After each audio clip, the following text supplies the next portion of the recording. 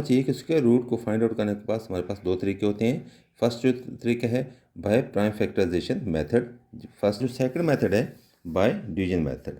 आज हम इन दोनों तरीक़ों से जो मुख्तलिफ नंबर्स हमें गिवन होंगे उनके स्क्वायर रूट्स फाइंड आउट करेंगे। सबसे पहले आपको ये पता होना चाहिए कि जो स्क्वायर रूट है ये रेसिप्रोकल है किसका, स्क्वायर का। मीन क्या है कि स्क्वायर और स्क्वायर रूट आपस में अपोजिट वैल्यूज हैं, अपोजिट चीज़ें हैं। अब जो ये स्क्वायर है, स्क्वायर की वैल्यू आपको पता होनी चाहिए, स्क्वायर की value that is equal to होती है स्क्वायर इज इक्वल टू होती है 2, यानी स्क्वायर की वैल्यू होती है 2।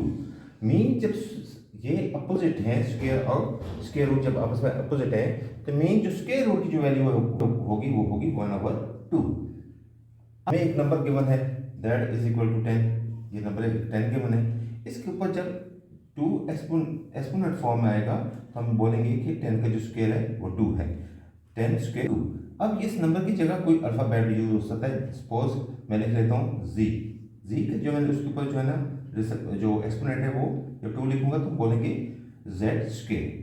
अब अगर जब इसको स्क्वायर रूट फॉर्म में लिखा जाएगा तो उसको क्या लिखेंगे, 10 1/2 भी लिखा जा सकता है, और इसको हम ऐसे भी सिंपली लिख सकते हैं। ये साइन होता है स्क्वायर रूट का, ये वाला, ये साइन स्क्वायर रूट का है। तो 1/2 मीन क्या है, जब भी कोई वैल्यू एक्सपोनेंट 1/2 फॉर्म में होता है तो मीन ये है कि वो उस नंबर पर स्क्वायर रूट है। अब जो स्क्वायर रूट है इसका जो सैंपल है उसको हम ये ऐसे लिखते हैं, ये जिस स्क्वायर रूट को सैंपल है उसकी वैल्यू क्या है, ये 1/2। स्क्वायर रूट और स्क्वायर चूंकि आपस में अपोजिट हैं, अब स्क्वायर रूट की वैल्यू 1/2 मीन स्क्वायर की वैल्यू क्या होगी, मैंने पहले पिछली वीडियो में आपको बताया, दैट इज इक्वल टू होती है 2। मैं इसी वैल्यू को अब जो प्राइम फैक्टराइजेशन के जरिए जो मैंने इसको सॉल्व करना है साइड पे करूंगा। इसके लिए सबसे पहले हमने एक वर्टिकल लाइन ड्रा कर लेनी है। अब यहाँ पे ऊपर लिखे हमने वैल्यू 12,544 और इसके नीचे एक हॉरिजॉन्टल लाइन ड्रा कर लेनी है। अब इसके लिए सबसे पहले हमने एक और देखना होता है कि वैल्यू का जो लास्ट डिजिट है वो इवन नंबर है या ऑड नंबर है। हमने यहाँ देखा है कि 4 यहाँ पे इवन नंबर है। अगर इवन नंबर होगा लास्ट डिजिट तो सो हम वैल्यू को 2 से डिवाइड कर सकते हैं, मीन वो होल वैल्यू होती है वो 2 से डिविजिबल होती है। चलो स्टार्ट करते हैं। 2 6 are 12, 2 2s are 4, 1 is remaining, 14 बन गया हमारे पास अभी। 2 7s are 14, 2 2s are 4। Again जो हमारे पास डिजिट है लास्ट जो वैल्यू हमारे पास लास्ट डिजिट हमारे पास 2 है, 2 इज इवन नंबर। अब 2 3s are 6, 2 1s are 2, 2 3s are 6, 1 is remaining, 12 बन गया हमारे पास। 2 6 are 12। लास्ट फिर अभी इवन नंबर है सो हम इसको 2 से ही डिवाइड करेंगे। 2 1s are 2, 1 is remaining, 11 हमारे पास जो नंबर हमने नेक्स्ट नंबर हमारा इस मीन दैट 11 है। 2 5s are 10, 1 is remaining, 13, 2 6 are 12, 1 is remaining, 16, 2 8s are 16। Last फिर देख लें आप डिजिट है वो इवन नंबर है सो हम इसे 2 से कंटिन्यू रखेंगे। 2 7s are 14, 1 is remaining, 2 8s are 16 and 2 4s are 8। Again 4 is an even number so हम 2 से कंटिन्यू रखेंगे। 2 3s are 6, 1 is remaining, 18, 2 9s are 18 and 2 2s are 4। 2 is a even number, again हम इसको 2 से divide करेंगे। 2 1s are 2, 2 4s are 1 is remaining, 19 बन गया हमारे पास। 2 9s are 18, 1 is remaining, 12, 2 6 are 12। अब जो हमारे पास नंबर आया है वो है 196। अब 196 में फिर लास्ट जो डिजिट है वो 6 है, 6 जो है इवन नंबर है सो हम 2 से कंटिन्यू रखेंगे। 2 9s are 18, 1 is remaining, 16 बन गया। 2 8s are 16, 98। लास्ट में 8 देख लें आप, इवन नंबर है सो इसको 2 से कंटिन्यू रखेंगे। 2 4s are 8, 1 is remaining, 18, 2 9s are 18। अब हमने देखा कि जो लास्ट जो डिजिट है वो इवन नंबर नहीं है वो ऑड नंबर है। सो हमें क्लियर हो गया ये जो वैल्यू है 49 ये 2 से डिविजिबल नहीं है। सो हम कोई और नंबर सर्च आउट करेंगे। 2 से अगर हम 3 पे चलेंगे हमें ये चेक करना हो कि ये जो वैल्यू है 3 से डिविजिबल है या नहीं। उसके लिए बड़ा इजी ट्रिक बता रहा हूँ आपको। आपने क्या करना है, ये जो वैल्यू है 49, इन दोनों डिजिट्स को आपस में प्लस कर लेना है। 4 + 9 दैट इज इक्वल टू होता है 13। अब हमने देखा कि 13 जो आंसर आया है वो 3 से डिविजिबल नहीं है। अगर वो ये जो आंसर आता है वो 3 से डिविजिबल ना हो तो इस मीन ये होता है कि होल वैल्यू है ये 3 से डिविजिबल नहीं है, so it is not divisible by 3।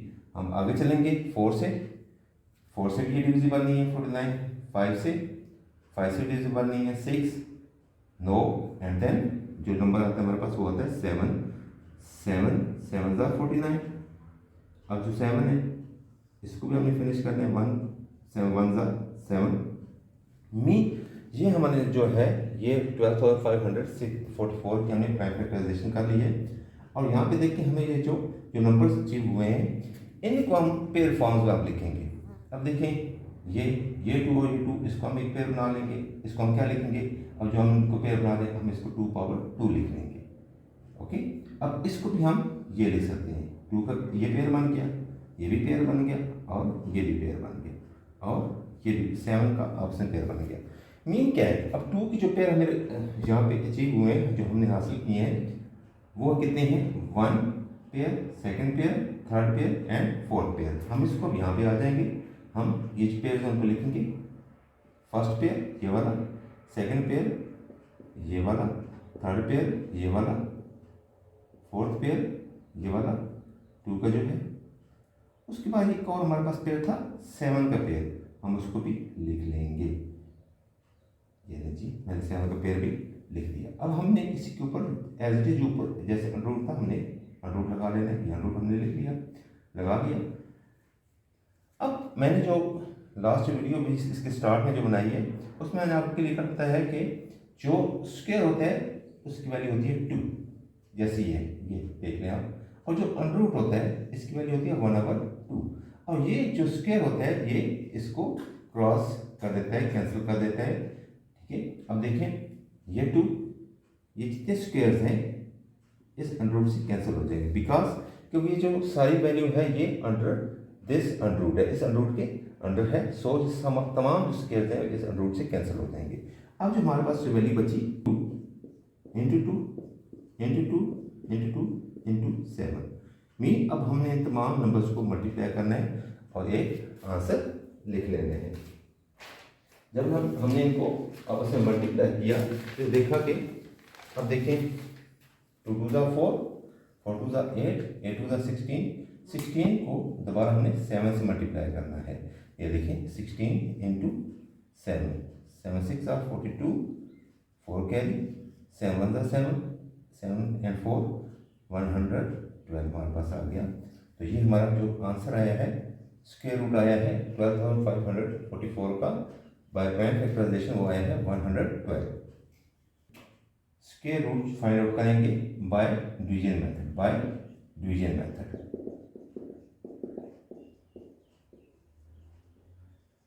Okay. तो हम स्टार्ट करते हैं इसको।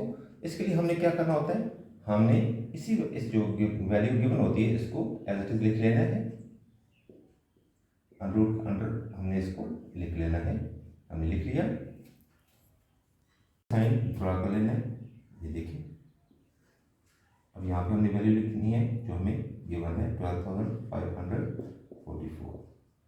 तो इसके लिए हमने जो लास्ट डिजिट है इस साइड से देखते हैं, लास्ट डिजिट पे हमारे पास 4 है, हमने यहाँ से इस साइड पे हमने पेयर बनाने हैं, पेयर फॉर्म में इनको कर लेना है। ये देखिए एक पेयर बन गया हमारे पास, ये एक पेयर ये आ गया और ये हमारे पास सिंगल नंबर बचा है दैट इज 1।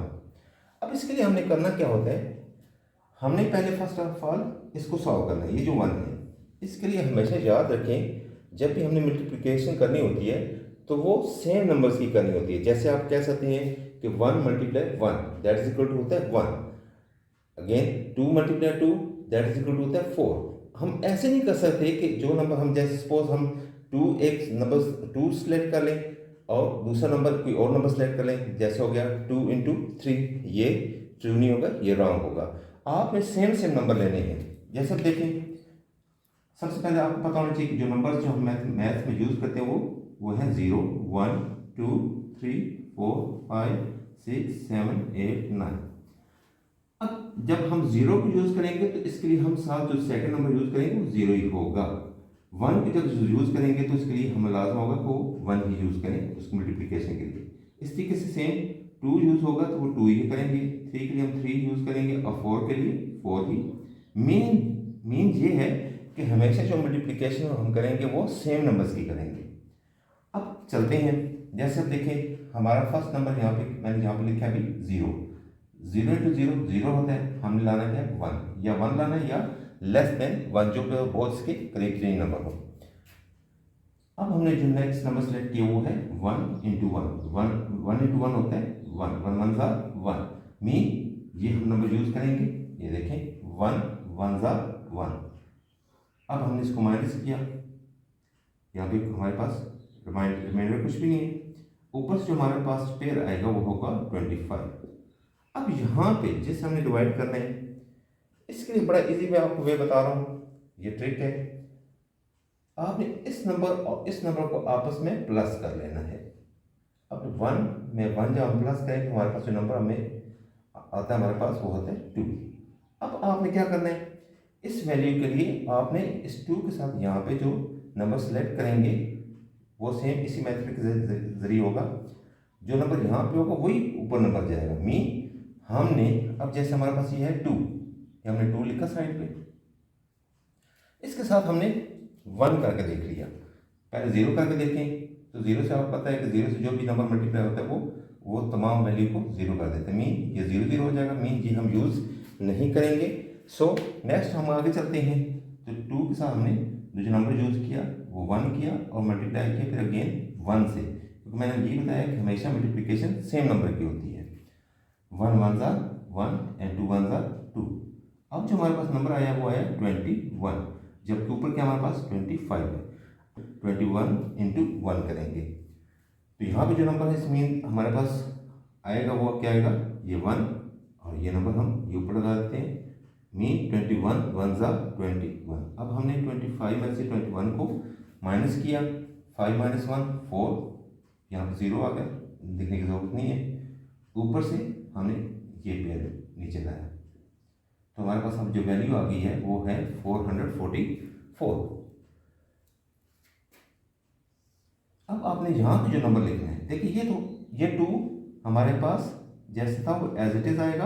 अब इस वन में ये वन प्लस कर दें तो टू, वन में वन प्लस किया टू, मीन यहाँ पे जो नंबर आएगा हमारे पास इस टू के पास ये 22 हो जाएगा, 22। अब हमने करना क्या है, यहाँ पे जो नंबर हमने लगाना है वही नंबर हमने यहाँ पे लगाना है। वही सेम प्रोसेस कि सेम नंबर की मल्टीप्लिकेशन करनी है, लेकिन ये नंबर साथ यूज होंगे। जैसे ये है 22 के साथ यहाँ पे हमको नंबर लगाएंगे, वही नंबर यहाँ पे नीचे लगा के हम मल्टीप्लाई करेंगे। अब फर्स्ट ऑफ ऑल हम करते हैं वन, तो 221 को जब हम वन से मल्टीप्लाई करते हैं तो हमारे पता है आंसर आएगा 221 ही आएगा। लेकिन जब हम इस नंबर को रिमूव करके, मीन ये स्मॉलर है देन दिस 444 से, तो फिर हम इस वन को रिप्लेस कर देंगे टू के साथ, यहाँ भी टू के साथ रिप्लेस कर देंगे। अब मल्टीप्लाई करके देख लेते हैं, 2 into two 4, 2 into two 4 and again 2 into two 4। अब ये हमारा वही वैल्यू आ गई जो हमें यहाँ पे हमारे पास वैल्यू है। हमारे पास जो आंसर आया है इस टाइम वो देखें, वही जो हमने जो इसी वैल्यू को हमने आगे स्क्वायर रूट फाइंड आउट किया था बाय प्राइम फैक्टराइजेशन, वो हमारे पास क्या आया था 112। तो अभी जो हमारे पास आंसर आया है वो भी आया है 112 बाय डिवीजन मेथड।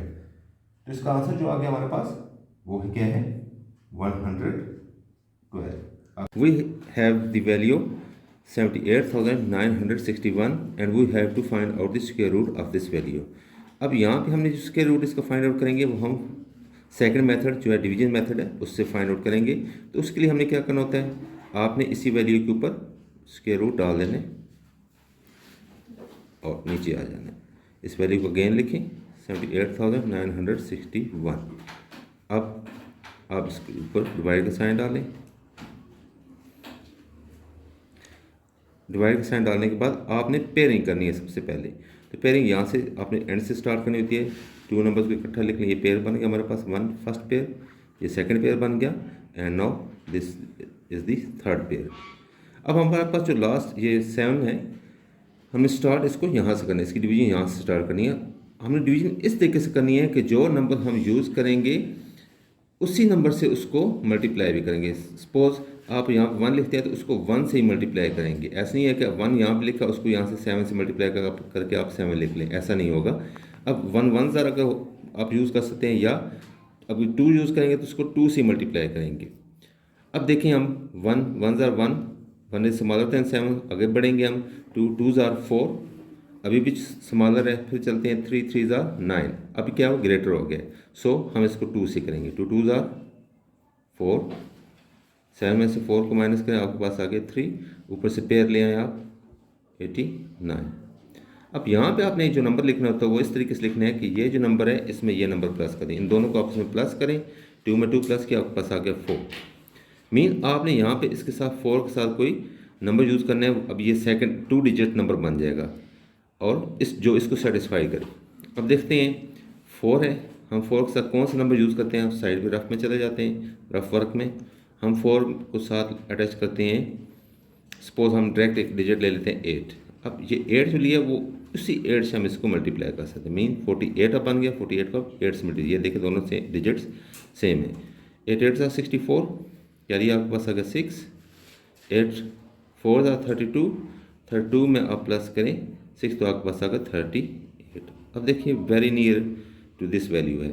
सो हम जैसे इसको 9 यहाँ पे इसको 8 की जगह 9 यूज़ करेंगे, यहाँ पे 9 आएगा तो ये वैल्यू, ये जहाँ पे जो वैल्यू आएगी वो इससे इंक्रीज़ हो जाएगी। सो हम इसको ये 8 यूज़ कर लेते हैं। यहाँ पे 8 लिखा, यहाँ पे 8 लिखा, ये देखें इस पेयर के लिए ये हमारे पास जो आंसर है 8 आया है।